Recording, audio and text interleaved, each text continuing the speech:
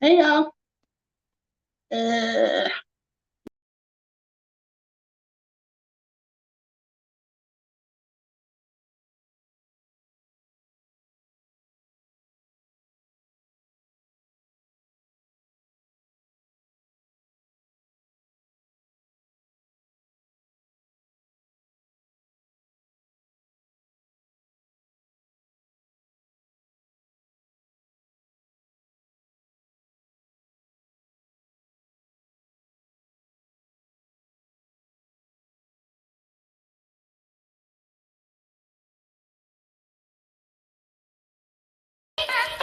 Hey, this is Melissa King with my home-based business, My Econ, and I am back because we are planning to be debt-free in 2023. Yeah, that's the new catchphrase. So I want you guys to follow me, join me on here so we can have some fun and silly a little bit. But the main goal is to teach you about how home-based businesses can improve your financial life. So tune in.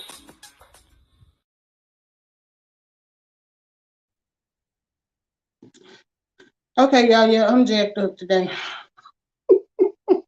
I got all kind of technical difficulties going on.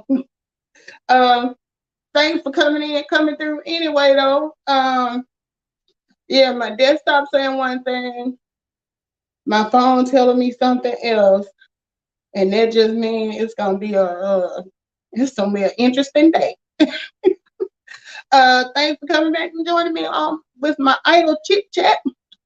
Um, I spent most of the morning listening to a couple of other YouTubers that I enjoyed. First, I went to Hey Boss Life Geo. I was just about to, yeah, it must have been burning. I was just about to talk about you. Um, the first the first live I sat in on was with the Geo Monroe show, or in the chat, she's Boss Life Online, and she has graciously taken me under her wing and is trying to teach me how to get the most out of this YouTube experience. And I appreciate her. Anybody who's not familiar with Geo, she has the Boss Life Online channel, and she also has Team Build with Geo. Now, Team Build with Geo gives you a lot of information on and tips on how you can get your watch hours, how you can get your videos um, played more. She's like a great coach for anything like that. She's giving me tips on doing the shorts, creating the what do you call the little things, the remixes out of the shorts. So she is a fountain of knowledge. So anybody that's got a channel or want to start a channel and trying to figure out which direction to go, Geo is your best bet. And Geo is Boss Life Online, and she's also Team Build with Geo. And after I went over to her live, and this morning her topic of conversation was, how to be a good friend. And I think it was a good reminder for everybody, because let me tell you something. Hey Stephanie, thanks for joining me today. I missed you yesterday. We were celebrating you as a breast cancer survivor. So glad to see you here today. Um, oh, you're welcome, Gio. Um, so she was talking about how to be a good friend. And yeah, having a good friend, there's nothing like it. So having a good friend, this is how good a group of friends that I have. And what I appreciate so much about my friends is, even though I have different sets, I think I've told y'all before, my friends usually come in trios. Um, I have my friends that I've been best friends with since first grade. And that was me, my friend Lanita, my friend Shereen. We're still friends. Then when we got on in the upper grades, I had other cliques of friends. Me and Tracy and Rhonda. Then it was me and, well, Anita was always there, but different ones. So when I go to college, it was me, Stephanie that's on here, and Tanisha. So our friendships always ran in like threes. But the great part about it is when my friends of friends came together, there's never ever been any type of friction. There's never been a feeling like, well, she was my friend first, or she's more my best friend than your best friend. We never have to worry about that. And I guess because we all have that same mindset is how everything works out so good. Because when I got married, all of my best friends came together. I'm the only girl, and so when you get married and you're the only girl, you don't have sisters to bounce ideas off of. Well, I did. I had sisters that came in and pretty much took over because they was directing traffic.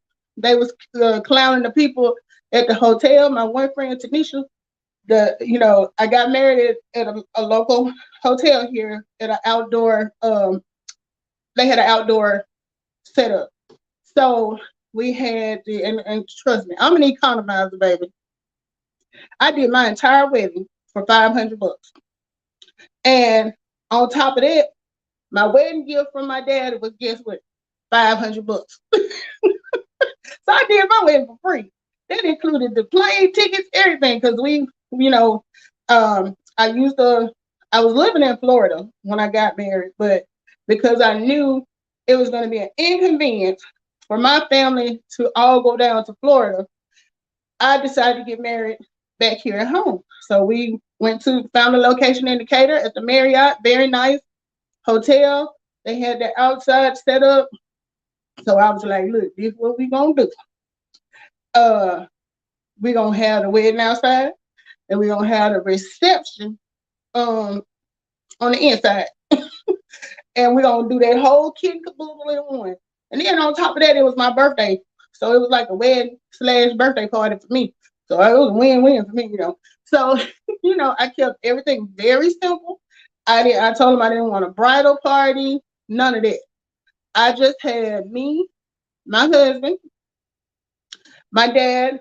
You know, the whole reason I wanted to do the wedding because, like I said, I'm the only girl, and that was gonna be his only opportunity to walk his baby girl down the aisle, and that meant a whole lot to him. So um, I was glad to be able to do that. But as far as the wedding go, I could have took it or left it because I'm not that type to get all wrapped up into that. I wasn't one of them girls that how you have the younger girls and they dream about their wedding day and they had this dress in mind and this, that, and the other. And I wasn't that girl. I'm just like, look, let's just do it and get it done. But I wanted it to be nice. But yeah, I can be one to cut corners because my friend Stephanie and them had to slap me on the wrist on a lot of stuff because the ideas I had, they was like, look, I know you trying to be economical, but you're not doing it. No, because like my idea was, why we gotta hire a photographer?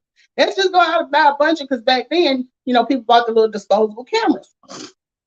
I'm like, buy a bunch of them, give everybody one, and let people take pictures, and then they can send them to me, and I can create an album from that. And she was like, no, you're not doing that. We're getting a photographer.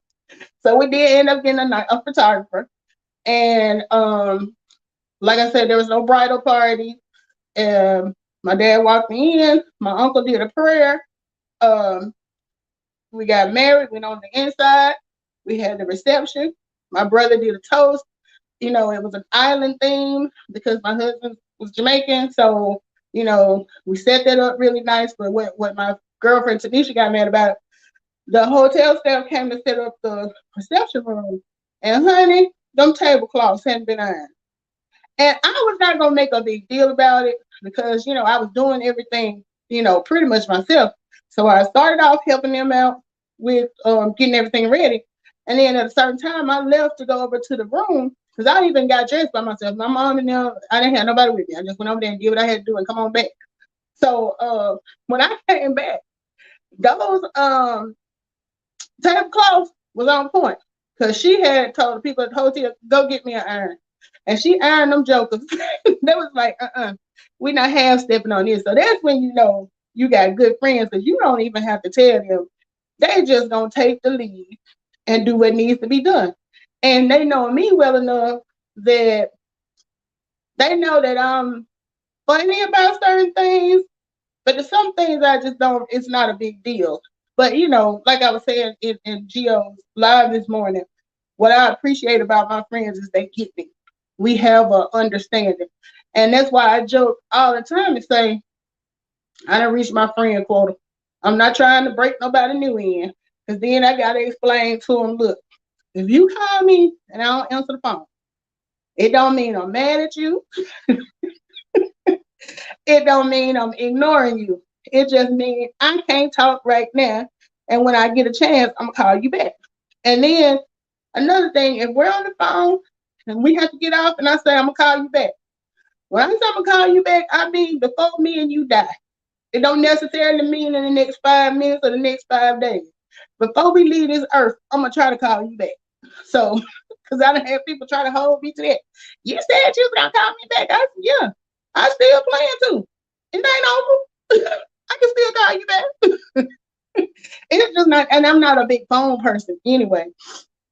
I think I mentioned before that for Stephanie and my friend Tanisha and I, we do Marco Polo because it works really well for us. It's more like a CB style type thing, or walkie-talkie type thing, because while one person is talking, no one else can respond. But after they're done, you can go back and respond. And it's so funny because my mom never gets the concept of it. Like I'll play like with they know my mom is here, spend the night with me. They'll do a message saying, "Hey, Miss King, blah blah blah blah," and I'll play it for her. And I told her 1,000 times now, Mama, this is a message. They not actually on there. Mom be talking back to the phone, talking to her. I said, Mom, they can't hear you. It's not interactive. I'm gonna hit the button when they finish talking, and you can leave a message back. But that's Queen Elsa for you. I can tell her that 50 times, and she gonna do the same thing. But yeah, Gio's live this morning on friendship was really good. She gave some good tips, and if you get a chance, go over to the Gio Monroe show and check that out. Then we moved on over to the Marlene. What was it? It's not Motivates with Marlene. I forget Marlene's show that she did this morning because she has multiple channels as well. Which one was it, Gio? It wasn't Motivation with Marlene. It was Marlene something. But I'll put it in the comments so you guys can check that out, because she was talking about a subject that I really didn't know about. She was talking about how the government is about to get rid of the EBT program. For people who were, my understanding was for people who were getting EBT relief during the pandemic, they're about to cut that or something to that effect. And she was talking about, how that was going to affect prices. Marlene Saunders show. That's what it is. So if y'all want to hear that information regarding the EBT, go check her show out from earlier today. And it was really good because I'm the type of person, I don't watch the news. I know it sounds bad because it's like, if you don't watch the news, you're not going to know what's going on. This is my logic on it. And if it don't make sense to you, I get it. But it makes sense to me. It's so much negativity out there. I try to limit how much negativity I take into my spirit. So that's why, with these talks, they'll always be lighthearted because I try not to get into really deep conversations. And I have a very empathetic spirit also, where, when I hear about something and it's like really bad, I completely immerse myself in that situation where, like, I'm thinking about, the news that went off. It's 5 hours later, and I'm still sitting there thinking about them people. Because I remember remember the Sandy Hook school shooting? I was at work that evening when I found out about that, and that thing tore me up so bad. People were at work with me when they came in and saw how upset I was. And they were like, did you have somebody at the school? I was like, no. But I was just putting myself in their place, and I'm picturing those kids in there, and they've been shot up, and the parents aren't allowed to go in, and they had to stay out and wait for like 4 or 5 hours before they could get in. And all I could feel is what those people were going through, thinking about their child. And at the time, my baby was like 2 or 3. But, stuff like that would stick with me and stick with me. And then it was like just affect my whole everything. So to limit stuff like that, I just don't, I'll hear about some stuff in passing. And like I said, me and Tanisha and Stephanie do Marco Polo. So a lot of times they'll talk about stuff that's going on locally in the news. And, I may ask them some details, but I'm not going to watch it or anything like that. So, and my mom, Even though I done told her I don't like watching the news, she'll call me and try to get me the full report. Did you hear about Mama? I didn't hear about that. You know, I don't watch the news. That poor man, and this, that, and the other. And she'll just keep talking. And I'll be like, Mama, if I wanted to know the story, I would have watched the news. She still, what can you do with mamas? They got a mind their own no matter what you tell them. Uh, they're going to do what they're going to do. But yeah, so the EBT story was interesting because, it is a thought. What are people going to do now that the economy is like up and it's stuck, as they say? It's like they telling us this the new normal. Well, a lot of the jobs have not matched this new normal. They still old school with the wages. So, but I was going through a drive-through. I was going through Wendy's drive-through the other day, and I saw that they were hiring new hires at $13 an hour. And I was thinking about when I got my first job at Taco Bell back in 1992. I was a senior in high school, and minimum wage at that time, I want to say, was it $4.30 or something like that? And honey, I thought I was balling with that $4. You couldn't tell me nothing. You mean tell me y'all gonna give me $4 an hour to come in here and do this? Oh, I was all over it. So when I go by now, and I know times have changed, it's been 30 years and stuff, but still, when I see $13, y'all starting people off to work at a restaurant, I be like, that's good money. But apparently, you know, I think these kids now don't be moved by money because the now hiring signs stay lit up, and the same people be in the drive-through every time I go, so it don't look like nobody is, the younger kids aren't really applying for these jobs. But I remember if they had offered me $13 an hour back in 1992, I might not even went to college. I would have thought I had made it. I have arrived. But anyway, so those were two good lives that I saw this morning. Oh, y'all supposed to be keeping me honest now. Ain't nobody asked me yet. Have I done my sprays for my CTFO product? Twist and Miss the Xanthamix. This is the one I was telling y'all. I'm gonna do this every day. It's a product that is now CTFO. Hey, viewers of you, how you doing? Um, Thank you for thumbs up. So this is the product I was telling you about from CTFO. Is not a CBD product, even though most of their stuff is CBD based. But this is supposed to be really good for your heart health. It's made from the mangosteen plant. I'm trying it out because, as I've shared, I have congestive heart failure. And so I'm trying to rid myself of some of those, which I haven't taken yet, diuretics and all that other stuff. I'm trying to, get rid of that. So my favorite feature is the little turn thing, make the head pop up. I like that. I don't know why I love that part. So anyway, I'm spraying it's 5 pumps every day.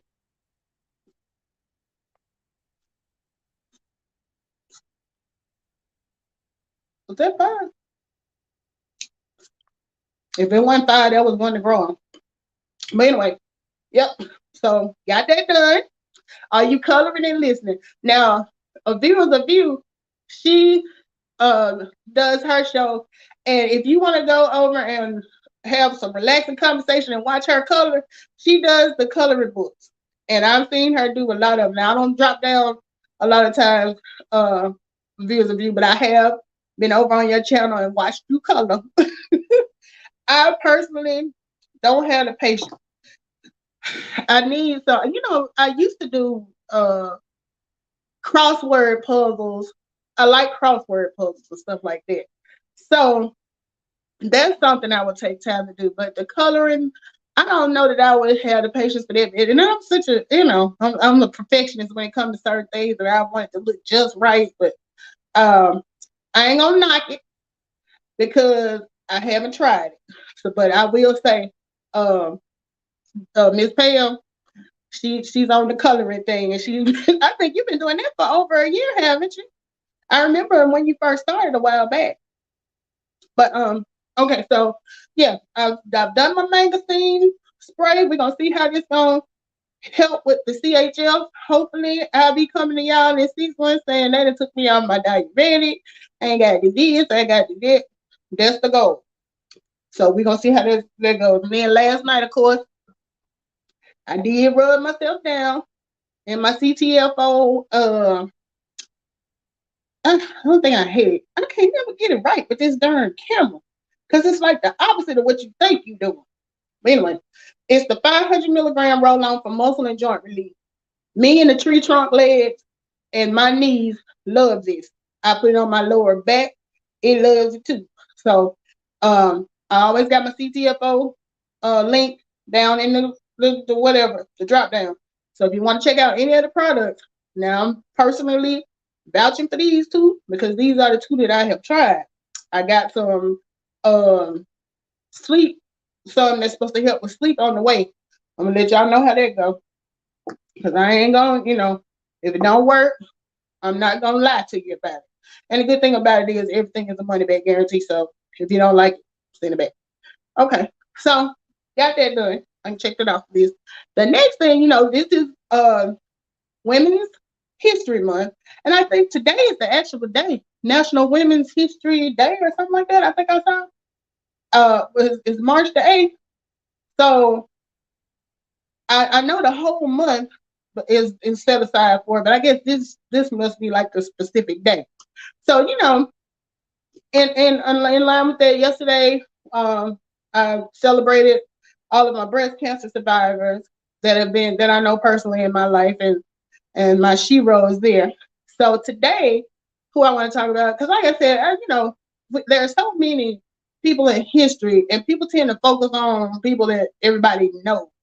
When it's Black History Month, we always hear about Rosa Parks, Martin Luther King, Malcolm X, you know, and I guess with me growing up in a historically Black elementary and high school, I've heard all those stories like a million times. So I love hearing the stories about people in history that you may not know about, or I like hearing about the local people. So the person I want to highlight today, and this this female was a huge influence in my life. She's part of how y'all able to see me doing this right here today. Because before I ran into Miss Ann Allen, and she was my sixth grade school teacher.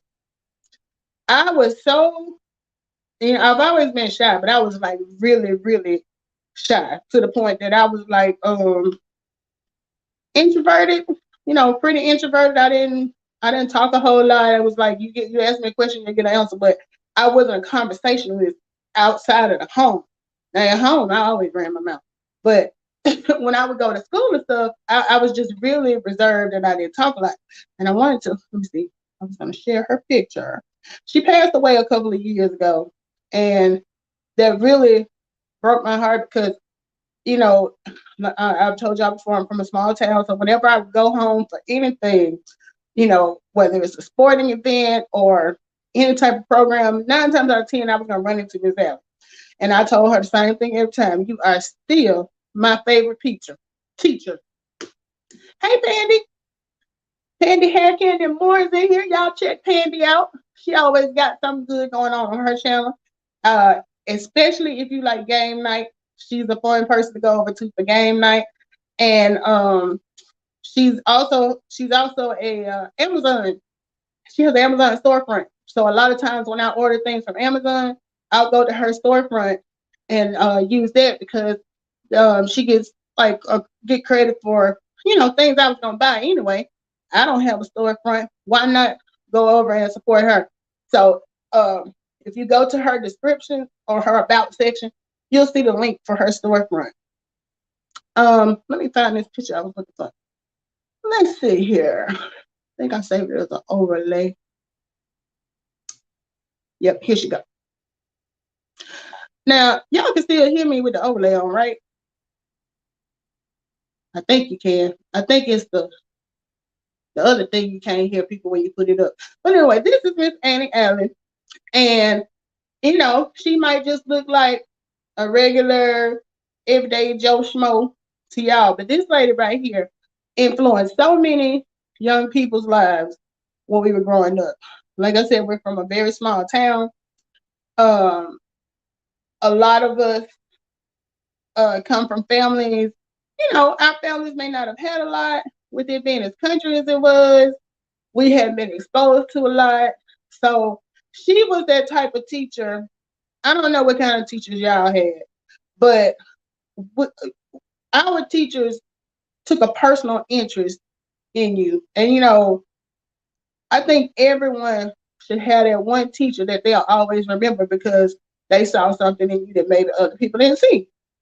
And for me, um, Miss Allen was that teacher. Now, when I was in the sixth grade, I would say she was probably in her, I would say her late 30s because she wasn't old, but she wasn't young when I was in sixth and seventh grade. That's what I'm going through with my daughter now. That's that age where everything is you don't know whether you want to be. It's like what your friends think matter and what your parents tell you. They don't know what they're talking about, and you don't know if you're cool or and then kids can be cruel. But my thing was I had always been heavier than the other kids, so I had a very insecure complex about my weight. And she was the type, I think she saw my potential and my personality, but it was like I was scared to let other people see it. So she just kind of took an interest in me. She gave me a nickname. Everybody else called me Melissa. She called me Missy. And I was like, why do you call me Missy? And she explained to Missy was short for Melissa. Because like I said, we were from the country. We ain't learn about it. If I didn't learn it from watching TV, I didn't know it. She was from Montgomery, which is not a big city, but she had been away to school and stuff. So, to us, she was very polished. She was our English and math teacher. And she was very big on grammar. She's the reason why I love to write. Um, any type of creative writing. I always wanted to write a book. She inspired me on that because she was so good about making you feel good about yourself.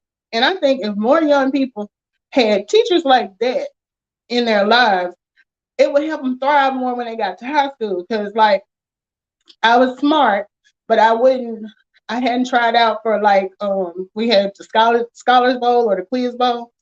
And I wouldn't have tried out for stuff or get involved with stuff type person. And she basically was like, you gonna do scholars bowl. And I'm looking at her like, I didn't raise my hand. And she like, you gonna do scholars bowl. So you didn't argue with Miss Allen. And then she we had the school spelling bee. She knew I was a good speller. She signed me up to be in the spelling bee.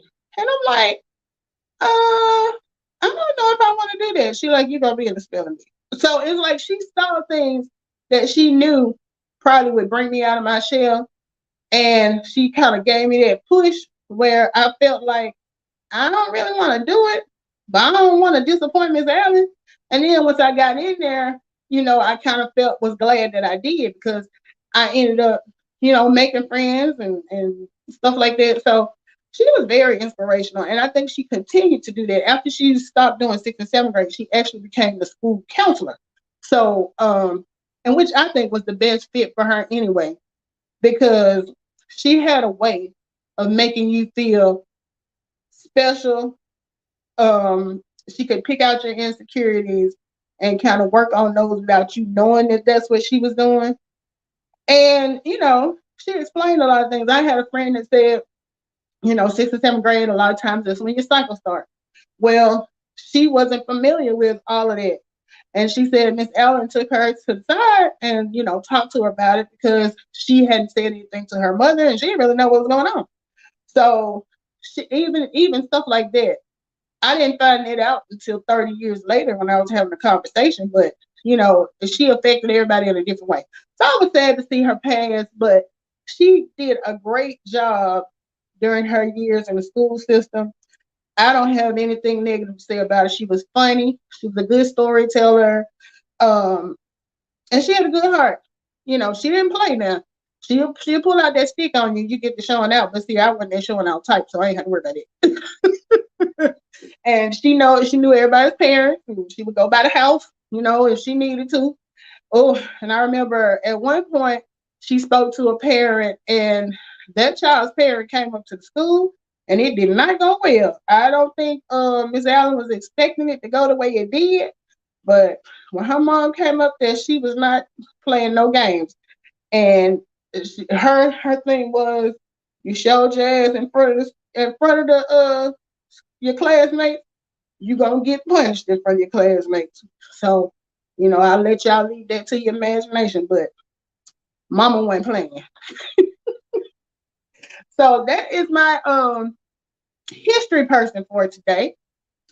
Um Miss Annie Allen taught school for over she had to teach school for over 30 years, and influenced a whole I don't think she even realized how many kids she influenced.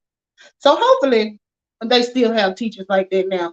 My daughter has came home and told me about a couple of teachers, but I don't think, school is so different now. And then the school that my daughter goes to is so huge. It's like you really can't get that one-on-one attention when you got 1,400 students and you only doing sixth through eighth grade. Like, you barely have time to learn the kid's name. And like, for a child like myself, like that's like myself, which my daughter is a lot like me, and she was very introverted, you kind of fall and fade into the background. So I keep hoping that she will find a teacher. And I do appreciate her math teacher. Her name is Miss Downing. And I feel like she kind of was that type of teacher. But like I said, the class volume is so big. You can't coddle and do kids like that, because it's just too many of them. There's not enough teachers and there's too many kids. But yeah, school is, I think we talked the other day about how different school is, especially since they took the paddling and all of that stuff out. Because some of the stuff she come home and tell me, I'm like, this is going on during class. When I was in school, you showed out in the hallways between the bell ringing. But when you were sitting in class, our teachers didn't play that. You weren't having no whole separate conversation while she was or he was teaching. That was a. You might fool around and get cussed out by the teacher, and you ain't gonna say nothing because you was in the wrong in the first place. But school has changed so much, and I just have a heart. And a lot of the parents, what I went through, because I had Naya when I was like right before I turned 36. So I'm considered an old mama. So when she started kindergarten and stuff, I was I 40? Yeah. Let me see. If she was 5, I was 40. I had just turned 40. Yeah. And I'm going up there, because they had you go up through the orientation and meet the teachers. Honey, I was old enough to be most of them darn parents' mama myself, because the teacher, and I love the teacher. She was really good. That was her first year at that school, but she was a real sweetheart. But she was like, I remember coming into school one day and it was around Christmas, and she was saying that it was her birthday, and she was like, she's getting old. I said, well, how old are you? She said 29. I'm like, baby, don't talk to me about 29. I'm 40. Okay. Uh, you ain't even know. Don't even worry about it. So most of the parents were like in their early 20s and all that stuff, and they talking about, when the parents would get together, the conversation would be about like birth control, what they're doing for this. And most of them, she started off at a private Christian school, so most of them were 2-parent households. And honey, their conversation in the early 20s talking to each other as moms was way different from conversations that I have as a woman that's 40 and moving on close to 50. So that was during her years when she first started.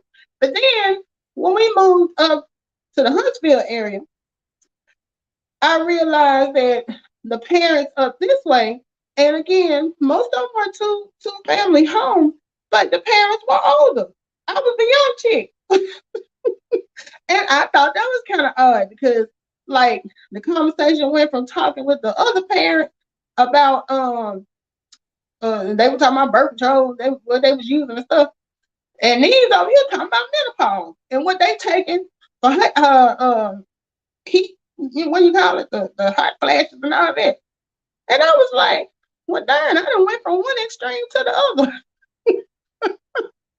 Because in a car, and I had to, kind of watch what I say, because on one of them, I thought that was that child grandmama, and that was her mama. So I didn't put my foot in my mouth. I learned to just, you know, figure out what's going on before you say anything. But it was just so odd to go from one extreme to the next. And I guess I was in with the group of folks that had kids later in life. So either way, I made myself fit in either way. Um, but since she's gotten to middle school, it's not really, it's more hands off. In elementary school, you got to go up there for the Christmas party. They want you to volunteer to do this. They want you to come to the, you know, um, what do you call it? PTO, all that type of stuff. And so when she got to middle school, it was like, hey, no more Valentine's Day cards. I didn't have to buy candy for everybody. Uh, no more Christmas parties or end of the school year party. I don't even really have to go up there because um, when she catches the bus, so I don't have to go up to school for nothing unless I'm checking her out. And so it's like, man, it's been a change because I'm used to having to be like really involved, and now I don't really have to do nothing, which I appreciate. I mean, I didn't mind doing stuff at the school sometimes, but it be the just like with anything else. When people find out you're willing to help, because so few and far between want to do it, they will wear you out, and every time you turn around, it's something for you to do. And so, yeah, she's seventh grade this year, and I didn't even this how much I'm out of the loop. I didn't realize spring break was next week. I didn't pulled out the school calendar just to kind of see how much time I had before spring break. Spring break starts Monday. I hadn't took no days off work. I need to at least take a couple of days off work. I work from home, but still, we need to do something, I guess. And then her birthday is coming up on the 25th. So it's like she's out for spring break, and she goes back for a full week, and then her birthday is that Saturday. So we got to figure out what we're going to do for that. And I'm just like, all this stuff happens so quick. And then just like that, when they go back after spring break, this is the last 9 weeks of school out. I'm like, y'all just started. It went by so fast. She growing up so fast. But the only activity she's really been involved in is choir at school. And so, like I was telling y'all before, I want to get her involved in some extracurricular stuff and kind of bring her out of her shell.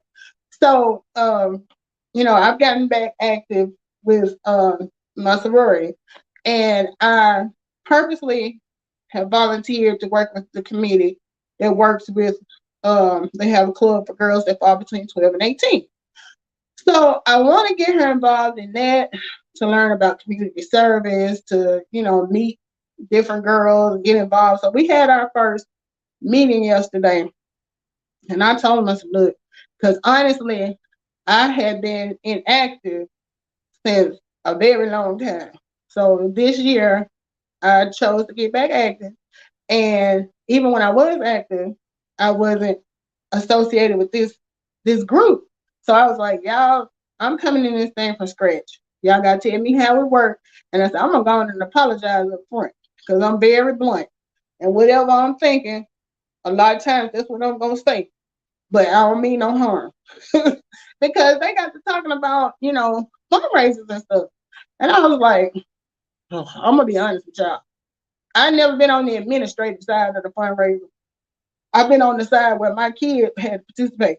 And I'm gonna be honest with y'all, I'm one of them parents, I just write a check because I don't feel like bothering nobody to buy no popcorn, no candy, no bundt cake, no wrapping paper. Everything comes through.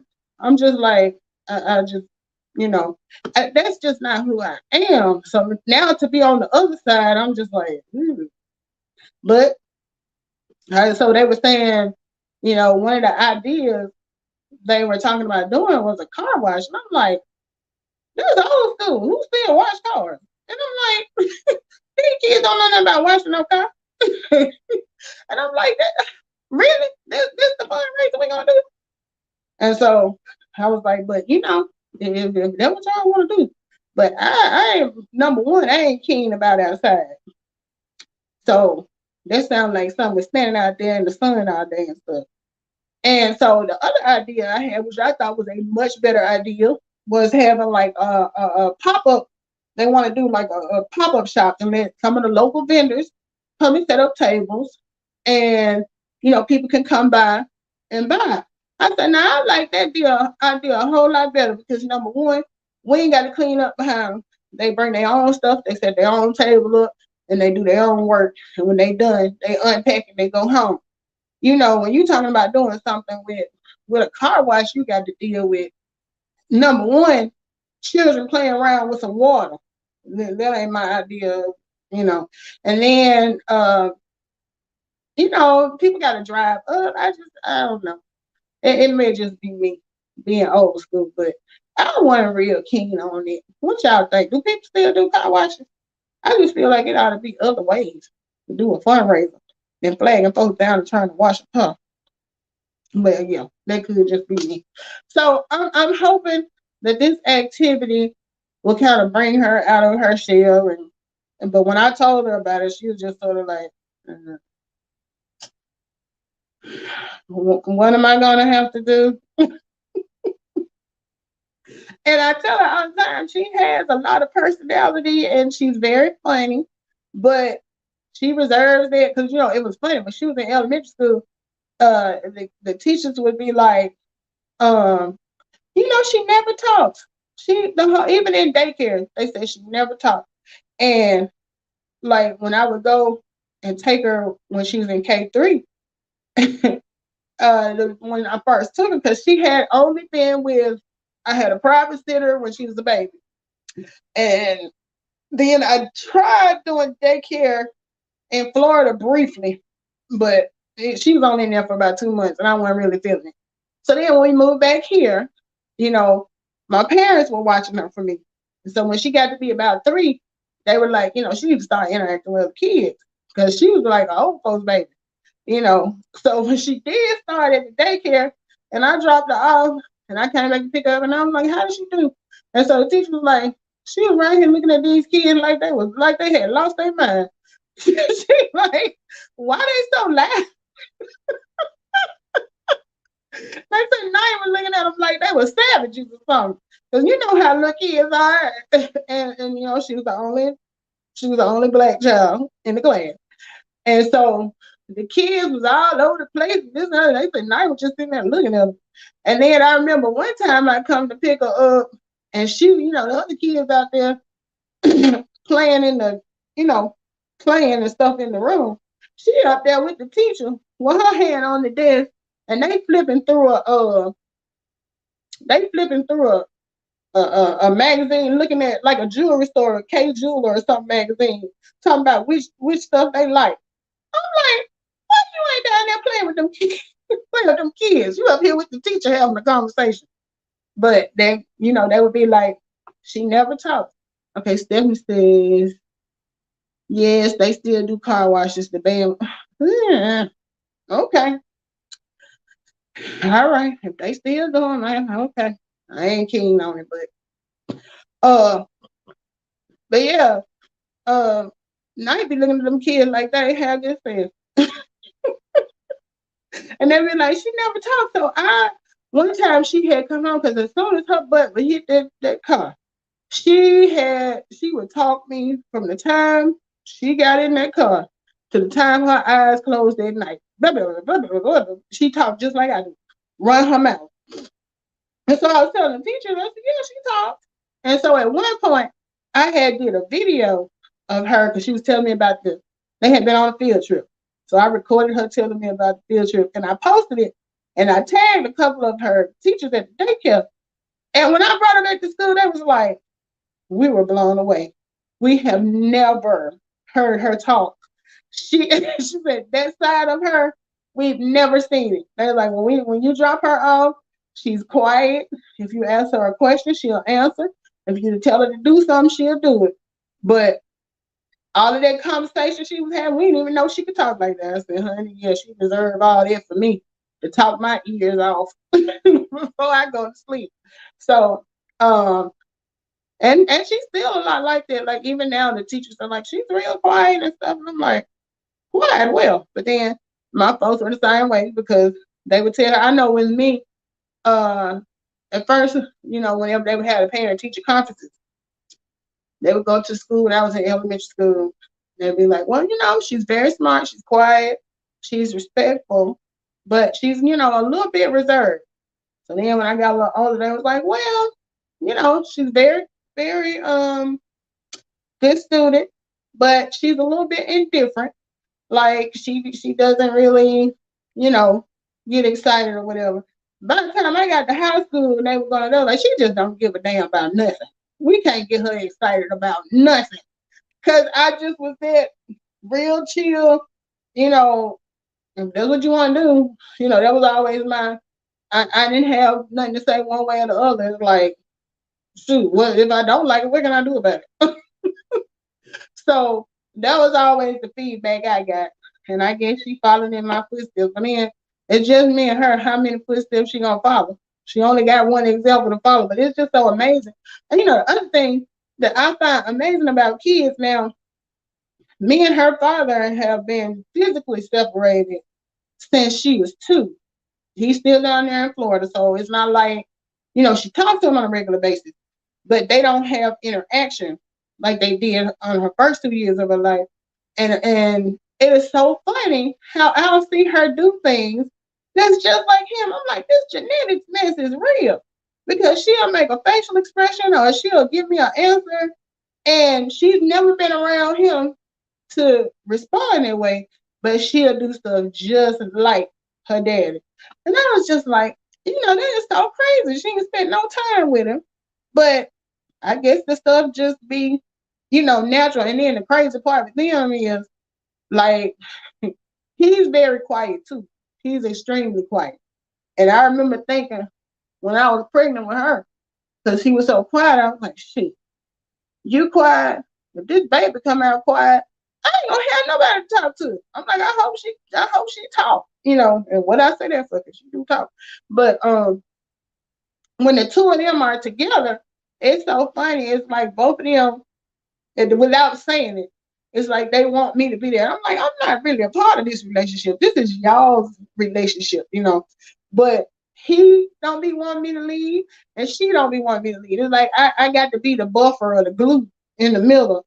So when we went to visit down in South Florida last time, when the first night we got there, he had already made plans to take her to, I think one of his coworkers was having an all white birthday party. But it wasn't anything that was just grown ups. It was like they were going out to dinner or whatever. And he said he wanted to take her. And she was like, okay. I said, well, y'all have fun. You should have seen the look on her face when she found out I was not going. But she had already, said she was gonna go.